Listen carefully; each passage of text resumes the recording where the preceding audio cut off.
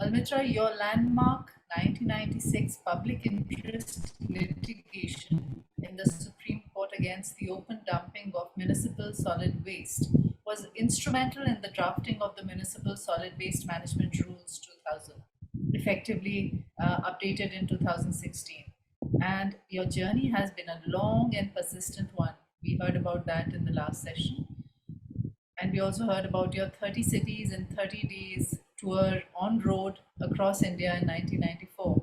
But today we are here to talk about your litigation and what really precipitated the start of this historic litigation against the Union of India. Tell us something about it.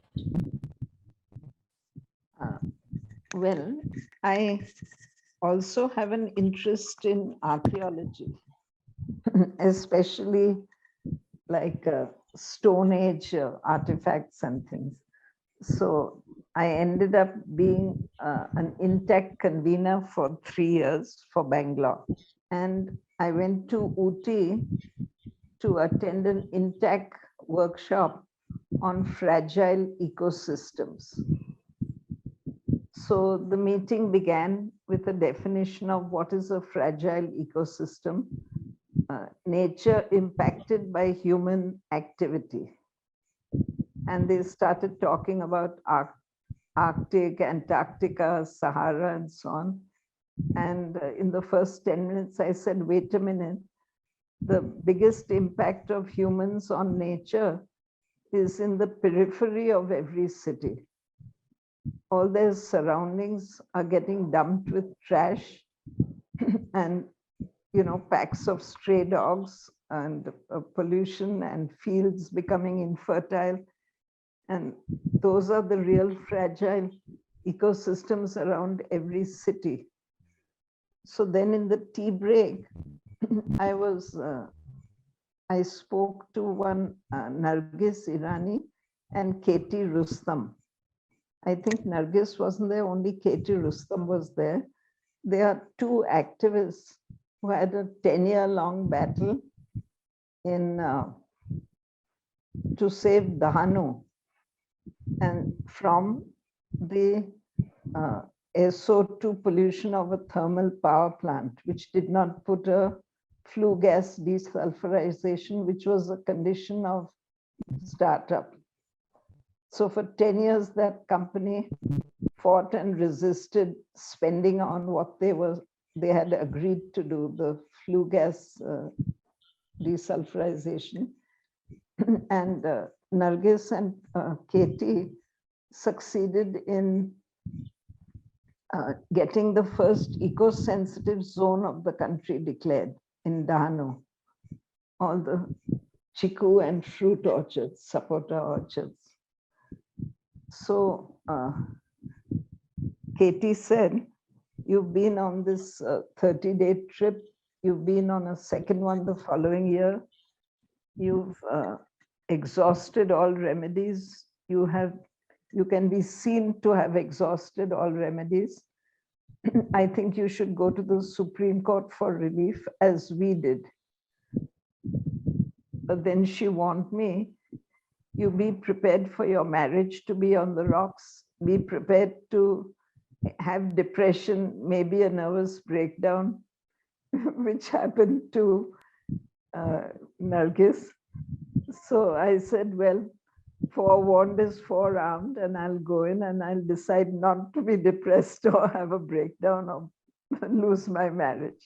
So she said, our advocate is Kerban Anklesaria, who is an MA of environmental law from Columbia. Kerban anchored them through the whole 10 years. So they told me to meet her, which I did. And the first problem was, how big should we frame the case? Should it be 8 metros of India, which is not India? How can it be 7,000 urban local bodies? That's too big for a court to get their head around. Where should we slice it? So ultimately we decided, ask for the 1991 census, 300 cities of more than 1 lakh population, which are called class 1 cities. Okay, so 300 is sort of a digestible number. Then the next question was, who do you want as respondents? So I said, I want every state and union territory. At that time, I think it was 25 plus. Then I said, maybe we should highlight some of the worst cities. So 10 worst cities. I said from that time already, I had this in my mind that you cannot go approach any remedy with only a problem. You have to go with a solution. So I said, along with the 10 worst cities, please add 4 best cities, so that the court can know that although these 10 are so bad and all the states need to look at the problem, there are some good examples. So the good ones were Surat, Ahmedabad, Rajkot, and Chandigarh. And when you added up the 25 plus 6 plus 10 plus 4 plus Union of India plus Pollution Control Board, it came to 41 respondents. And Kerban said, if the court will admit a case with 41 respondents, 50% of your battle is won. And luckily they did accept it. I think sort of solid waste problems were getting up to here even for the judges. So they probably welcomed being able to say something, do something about it. Then she said, I can't represent you in the Supreme Court. I'm good enough for drafting. She also got Shyam Devan to vet it and help us. She said, the courts don't decide cases so much on the merit of the arguments as on the gray hairs and pot bellies of the senior most advocates. I don't think she said that, I'm saying that. So she said, you have to get some real heavyweights. My first cousin's son is Rayan Karanjawala. He's sort of a page 3, 5-star or 7-star kind of advocate, which I mean law firm, which I didn't know at the time. So I just wrote to him and said, Kerban, I want to file in the Supreme Court. And Kerban says, I need a heavyweight. Whom can you suggest? So without even asking what the case was about, he said, leave it to me. I'll take care of everything. Just, I'll handle it all for you.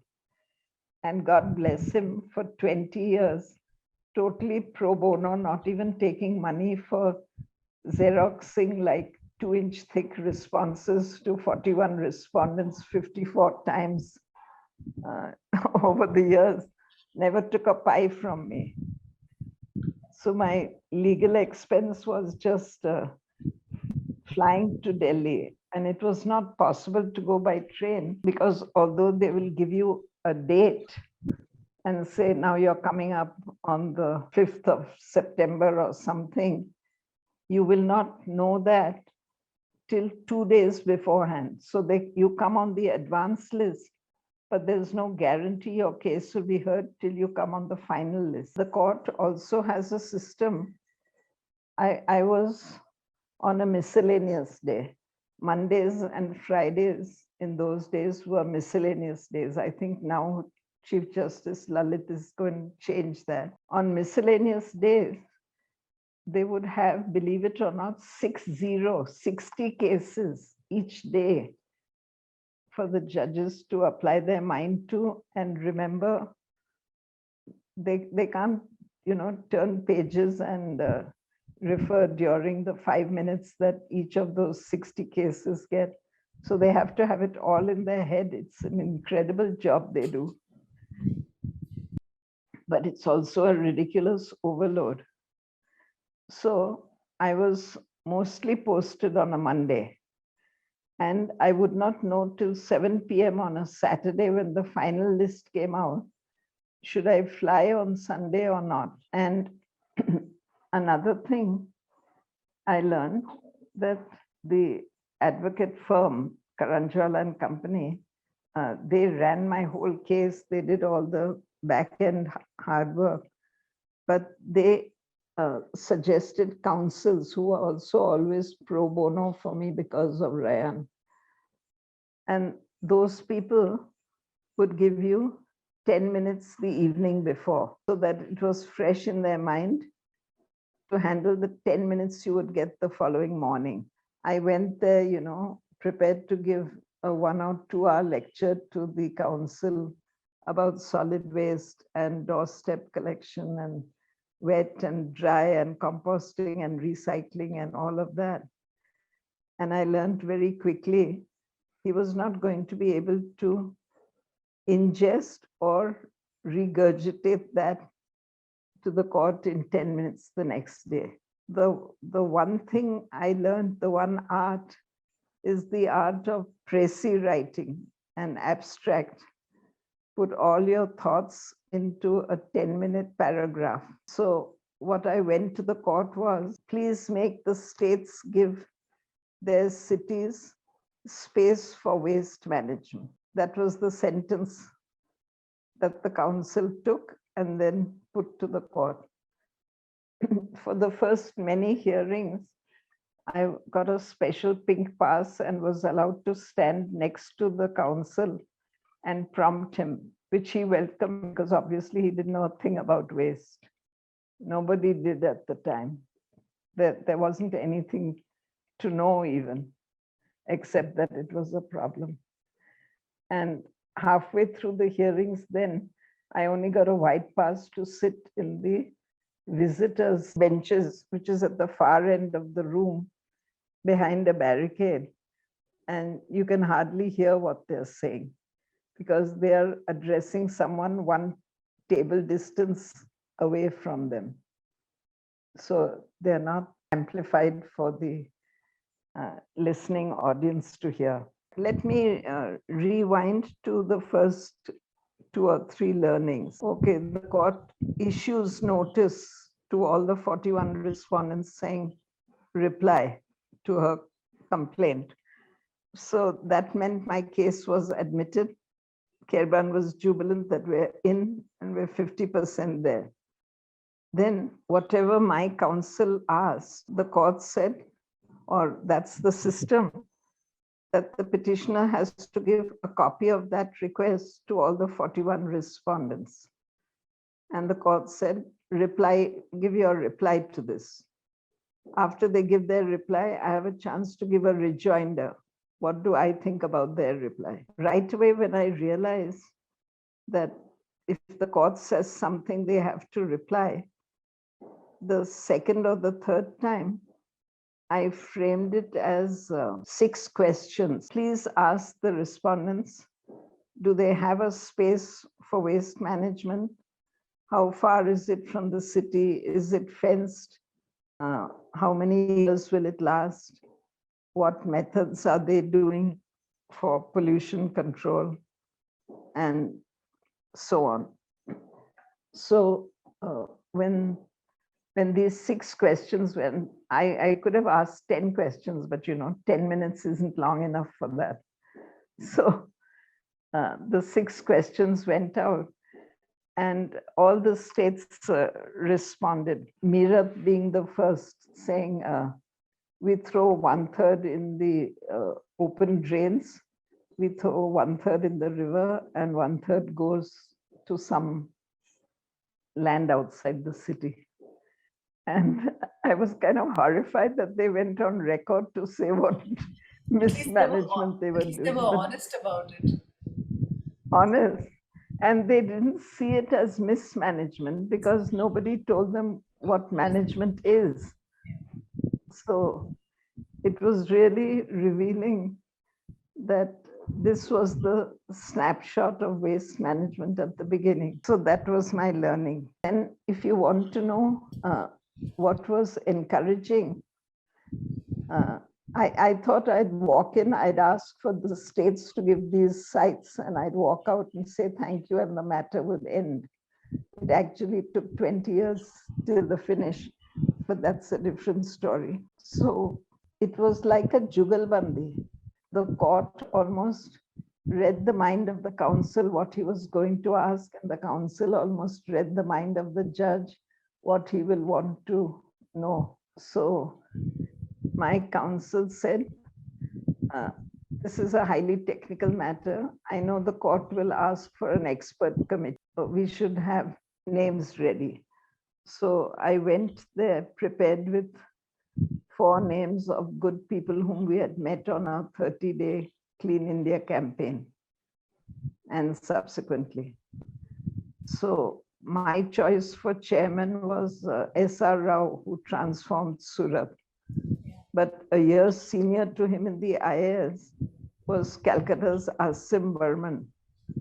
So Rao insisted that Asim Burman should be the chairman, and so we became known as the Asim Burman Committee. So I gave those 4 names, and then the court said, I think there should be someone from urban development, someone from Environment Ministry, and I strongly recommend that you take CPWD, Asia Jyoti Awardee for the Asian Games.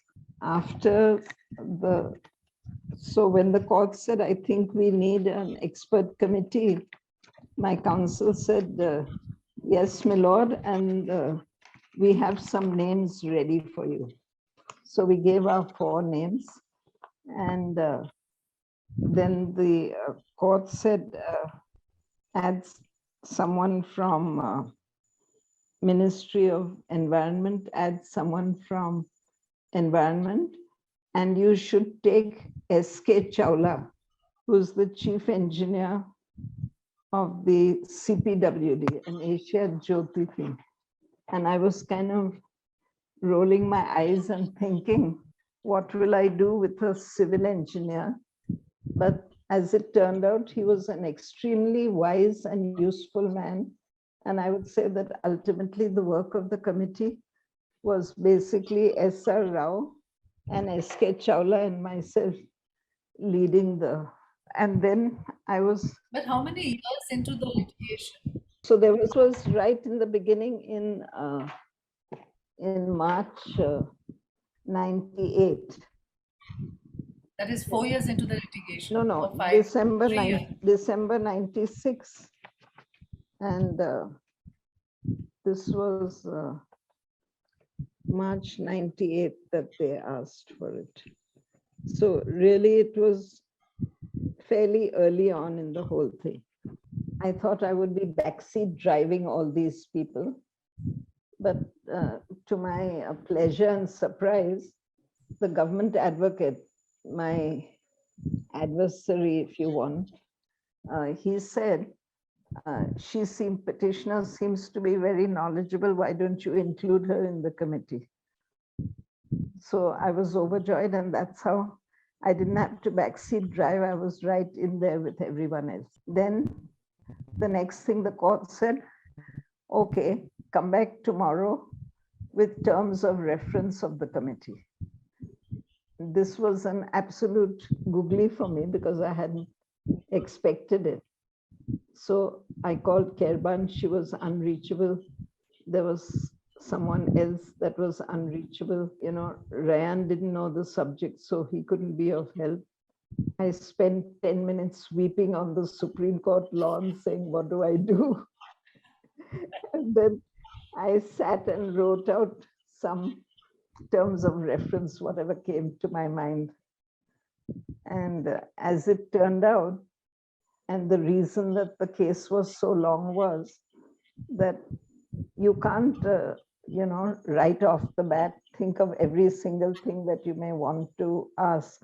We went with the terms of reference, those were confirmed, and we were told to meet monthly and give them a report in 6 months or something like that, 6, 8 months. So long ago, I need to says terms of reference in Annexure A, which basically, what were our recommendations for managing waste? The terms of reference for the committee shall be as under: to look into all aspects of urban solid waste management, particularly examine the existing practices and suggest hygienic processing and waste disposal practices and proven technologies on the basis of economic feasibility and safety, which the corporation government may directly or indirectly adopt or sponsor. Examine and suggest ways to improve conditions in the formal and informal sector for promoting eco-friendly sorting, collection, transportation, disposal, recycling, and reuse. To review municipal bylaws and the powers of local bodies and regional planning authorities and suggest necessary modifications to ensure effective budgeting, financing, admin, monitoring, and compliance. To examine and formulate standards and regulations for management of urban solid waste and set timeframes within which the authorities shall be bound to implement the same. So we had been going around for 30 days to 30 cities saying, don't chuck your waste. The streets are for vehicles and people, not for garbage deposition and pickup. So pick up the waste from the doorstep without it hitting the road. And basically we were asked to present solutions for the problem. Then when we had our meetings, we kind of reproduced our wet and dry for composting and recycling and so on. In those days, there was no multi-layer packaging. The court asked us for a roadmap and recommendations for solid waste management. So over a long period, I have to rewind a bit before this committee.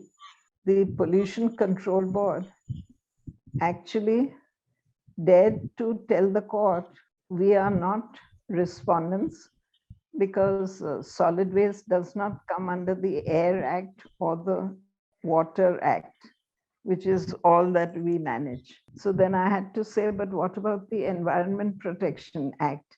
Solid waste is damaging the land and the environment, so you're very much involved. Another thing, the junior lawyers whom they sent with me, they said, don't talk to any of these people in the veranda who are also waiting to enter your case. You know, the Delhi solid waste man and the others who were there to be on call for answering. And I kept telling her, it's not an adversarial litigation. These people I'm talking to are all saying, Shabash, this is a very necessary thing, and we are with you, and so on. So it was very gratifying that not a single person ever objected to what I was doing, all of the respondents. They said, you're giving us a hell of a lot of work. We're having a real problem because of you, but it's very necessary. Good show. So it was quite surprising and encouraging. And then Kerban, who was there but in the background, she knew the brother of the Pollution Control Board lawyer. So she said, let's just go and meet him. And he said, why don't you go and meet my client, meet the Pollution Control Board, which Karan Jawala would never have advised me to do, go and talk outside the court to your respondent. But I did go there and I said, what are you doing? What are you saying that only Water and Air Act is your baby and doesn't apply to waste? What about the Environment Protection Act and so on? So there was a scientist, Akolkar, A.B. Akolkar, who was instructed to deny any role, but ultimately he became a real ally and a backdoor ally. And S.K. Chawla and S.R. Rao and I, we would bounce our ideas off him and take his ideas and incorporate them into the recommendations, which ultimately became the rules. But how they became the rules is a different story. We gave our report to the court in November 98. From January to November, we were meeting. And then one of our members said, 8 of us cannot decide what is good for the entire country of such diversity of even local bodies. So let us ask the court for permission to get feedback from all of these people.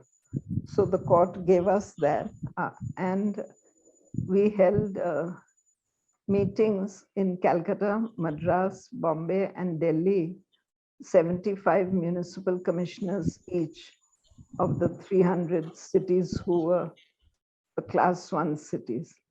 And we got useful suggestions from a lot of them.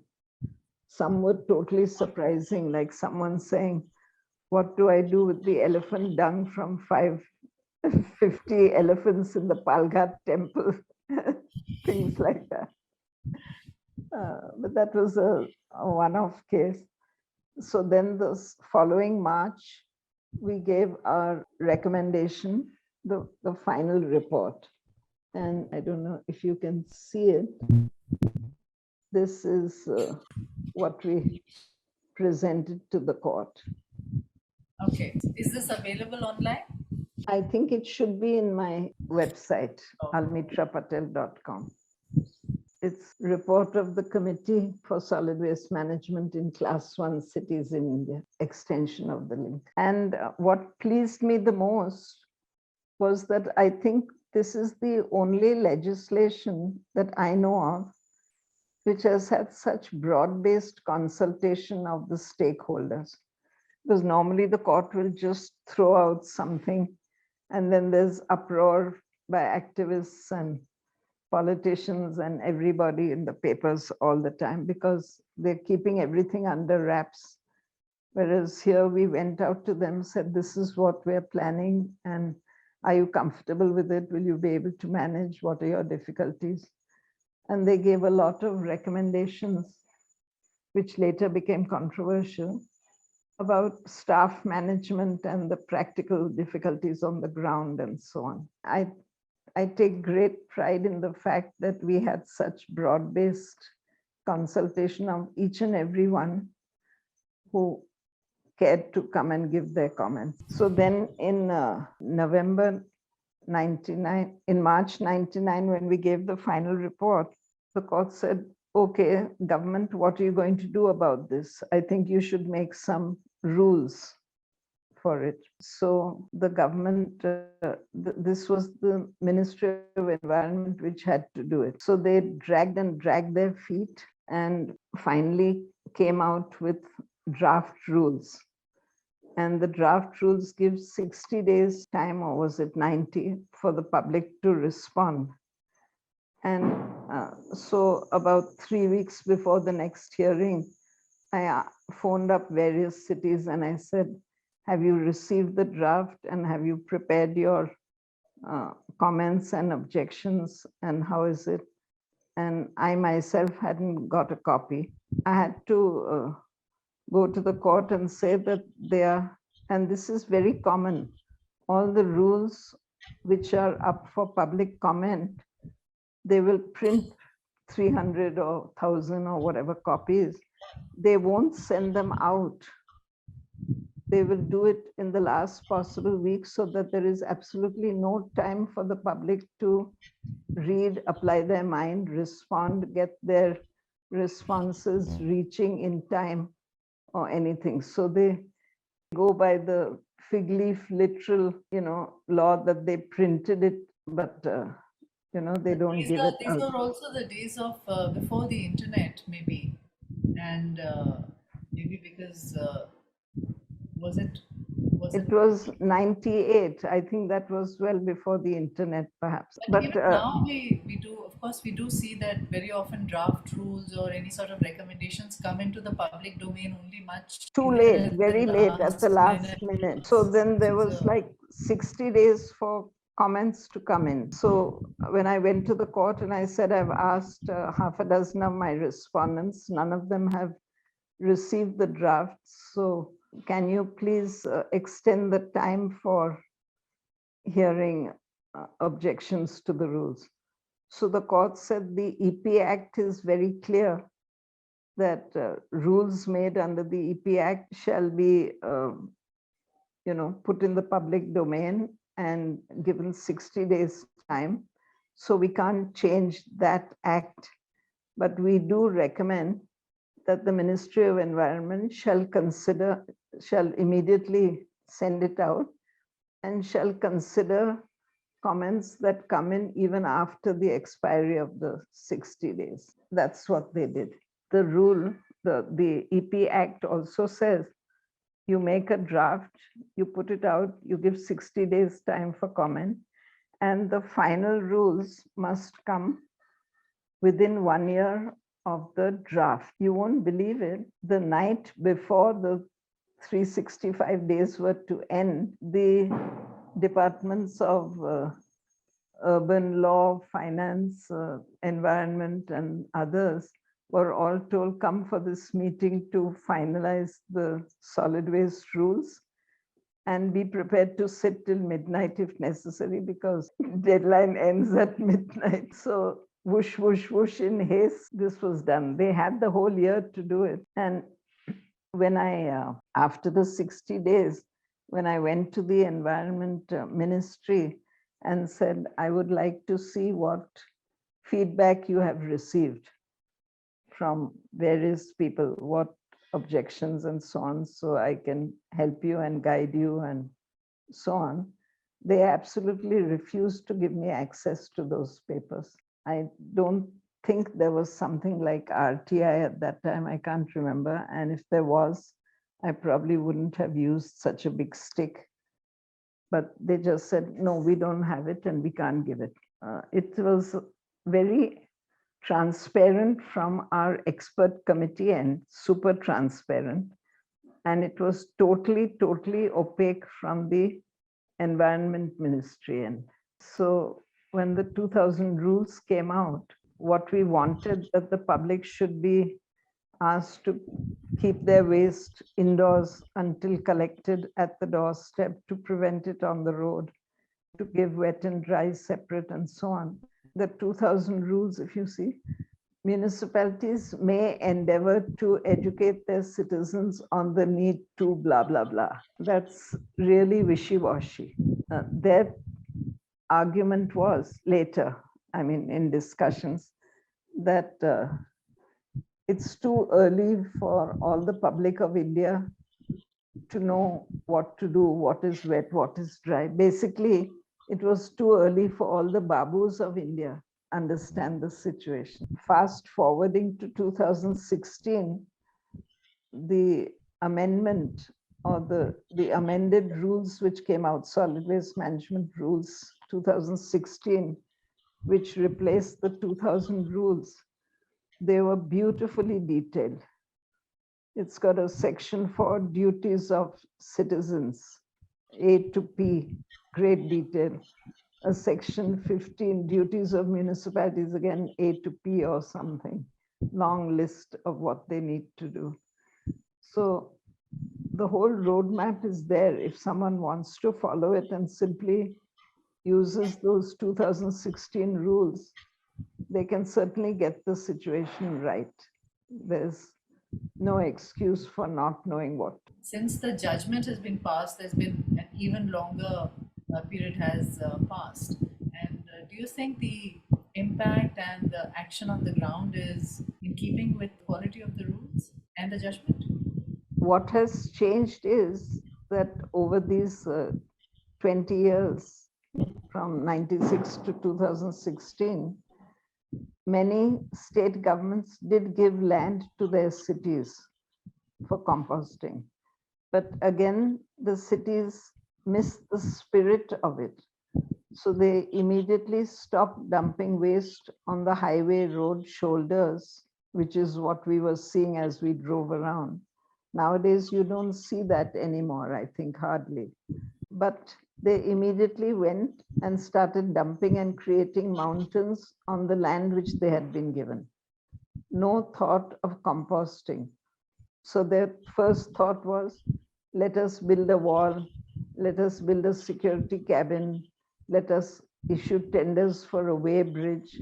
But the whole essence of, handling the waste, managing it in windrows, actually practicing composting was not at all done. And once lorry drivers were told, oh, don't go to the highway, go to the land outside this particular village. They just dumped higher and higher. The whole thing became anaerobic. And what was earlier non-point pollution along the highway has now all over India become point source of pollution. Every dump site which was given to people. So I feel really guilty about what I have done to the villages next to these sites, because there was no way to control the behavior of, maybe You could accrue it. 2000. Would it be accrued to the fact that there was not enough domain expertise out there in the public or administrative domain how to manage the Well, I need to go back and read the enough people 2000 could rules. This report, which normally would have just remained in the files of a department, with great trepidation, I published and may have personally printed and distributed maybe 1,500, 2,000 copies in 3 or 4 printings to various people as a guide to how it should be managed. But I think you are right. There is also a problem that even if a commissioner gets this book, it will not leave his table to his deputy, because it's an important paper which has to remain on his desk or cupboard. And he has so many other things to do, he probably never shared or transmitted it to number 2, let alone all the way down to number 3, 4, 5, and the man on the street. So I think our system is not designed to educate the people who are actually responsible for it. or to train enough people. Maybe it was not, since, like you rightly said, the buzzword of waste management had not percolated to the common man, and thus enabling maybe livelihoods or maybe, careers around waste management, like dump site management or, windrows. It's all been a fairly recent development that we can. Yes, it has all been a work in progress. And my husband told me right away when I got the rules, and I was overjoyed. The high point for me in all this, I had asked for rules for 300 class 1 cities. But when the rules came out, it said every urban local body shall. And every local body in 2000 had the 91 census. And today there are about 7,341 or something urban local bodies. So at one stroke, No, it's the rules became applicable to even towns of 20,000. And the 2016 rules are saying that urban local bodies and panchayats, so they are covering, lakhs of habitations. It's all been an evolution. Absolutely. No, but you fought the battle on behalf of the whole country. That is an achievement enough. When I got these rules, my husband told me very clearly, don't expect to see any change in your lifetime. I am happy that I'm still alive to see very many good examples and a lot of change. Things are changing, Not just but that, very I think you're also an slowly. eternal optimist. That's, Fairly that's comprehensive for that 1 hour of wailing that you did in the lawn. yes, yes. It was my most woeful moment in the journey. In the 20-year journey, the tragedy.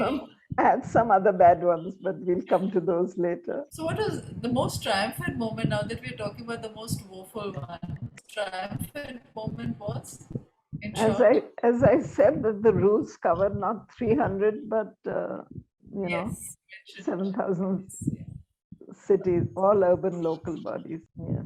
I think it's partly your humor, your ability to laugh at things, and your ability to just take everything in your slide and talk to anybody, everybody, and the tree that stands next to you.